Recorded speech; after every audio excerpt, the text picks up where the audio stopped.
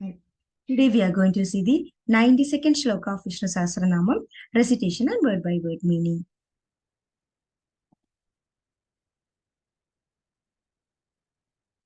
Dhanurdharo, dhanurvedo, dando, Damayitaa, damaha, aparaajitah, sarvasaho, niyantaa, niyamo, yamaha, dhanurdharo, dhanurvedo, dando, Damayitaa, damaha, aparaajitah, sarvasaho, niyantaa, niyamo, yamaha, dhanurdharo, dhanurvedo, dando, Damayitaa, damaha, aparaajitah, sarvasaho, niyantaa, niyamo, yamaha. Now let's see the word by word meaning. Dhanurdharo. Dhanur means the bow. And dhara means one who is holding the bow. One who is the wielder of the bow. Bhagavan has an incarnation as Sree Rama, where Sree Rama had the great bow, which he was able to use it for lot of wars. And here, where Bhagavan is also considering the bow as one of the greatest weapon for any warrior. In the same way, we also has a bow within us. That is the mind. So we should know how to wield the bow. In the same way, we should know how to control the mind. So the Bhagavan is the wielder of the bow who is also teaching his devotees how to control their mind. Here we don't have a war. Here we don't have a field, or we don't have any bow arrows to fight. So our war is within us. It is the sense organs, or it is the attraction to the materialistic things that we should control. It is our anger, it is our ego, it is our emotions that we should control. So our bow is the mind, and we are able to manage our weapon. In the same way, the warrior is controlling their bow. That's why Bhagavan is called Dhanurdharah. Dhanurvedo. Dhanur means bow, and Veda means Bhagavan is declaring the science of archery, how we should wield a bow, how we should use it, how we should make sure the aim is at the correct enemy. So Bhagavan has unfailing technique, the meditations to realization of the self. That is what we need. We should know the science of controlling our mind. We should know how to focus on our task. We should know how to control our tongue and words. And we should know how to control our actions. So Bhagavan is called Dhanurvedah. Danda. Danda means Bhagavan has the power to punish the wicked, punish the evil. So we also have the laws that has given to some of the profession, like the policeman, to control the laws. So in the same way, Bhagavan has given our mind also a control to punish the evil thoughts, to punish the negativities, to make sure it does not affect our future task. So whenever something is affected our mind, our body is totally affected. So whatever our mind is guiding, the body reacts to it. So that's why Bhagavan is called Danda. Damayitaa. Damayitaa means the controller.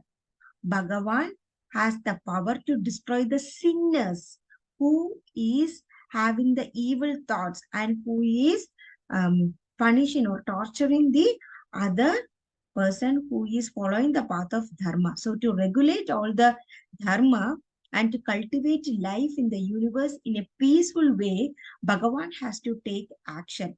So Bhagavan wants to make this universe a garden with blossoms of spiritual beauties. That means we should have all the creations to have a good thought. They should have a positivity in their life. They should always think what is right and they should do what is right.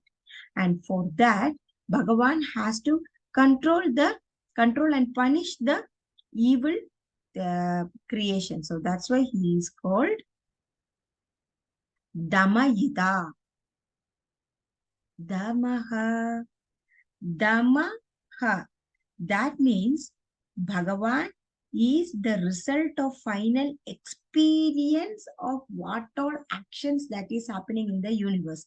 That means Bhagavan is controlling all the actions of the creations. So when the creations are doing the good thing, he is happy and he is encouraging them by giving them the fruits of all the tasks they are doing, all the effort they are doing. And once he finds that they are deviating from the path, he is trying to take them to the correct track of life. So that's why Bhagavan is called Dhamma. Damaha. Aparaajitah. Aparaajitah. Jita means victory. Aparaajitah means one who cannot be defeated. Bhagavan is the power who is always the most victorious power emerging in any war. So Bhagavan is the power who self alone can destroy any number of enemies who is coming in the war. So for us, we should have the power to destroy all the other mayas that is tempting us to move away from the path of dharma. We have lots of distractions, lots of materialistic things that is attracting us to stop us from thinking good, stop us from doing good. But we should always destroy all those egos, all those emotions, and do what is right. Even when we feel that we are alone in the group, we should overcome the obstacles. That's why Bhagavan is called aparaajitah. Sarvasaho. Sarva means all. Saha means who is carrying, who is tolerating. So Bhagavan is the power who is carrying the entire universe heroically all by himself. And he is there to control the creations from all the unspiritual lust that they may be attracted to. So Bhagavan has to be very materialistic, material cause for all the creation.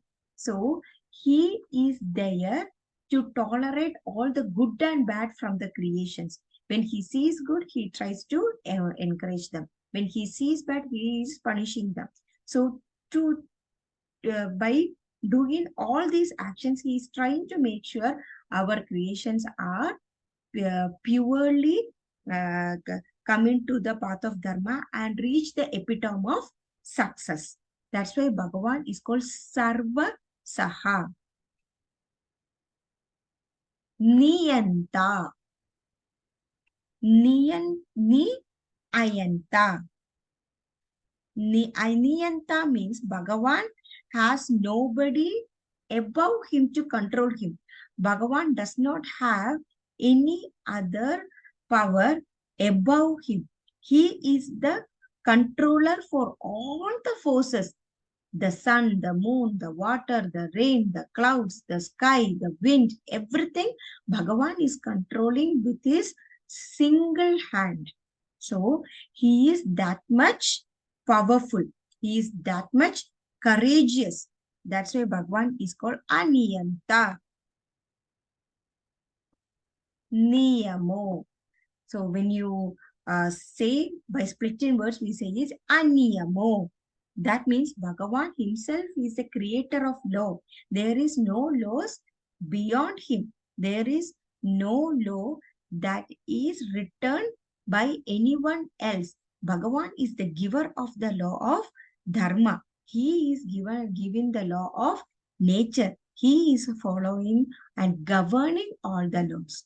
And when he finds the law is not followed, he takes the incarnation and tries to fix it.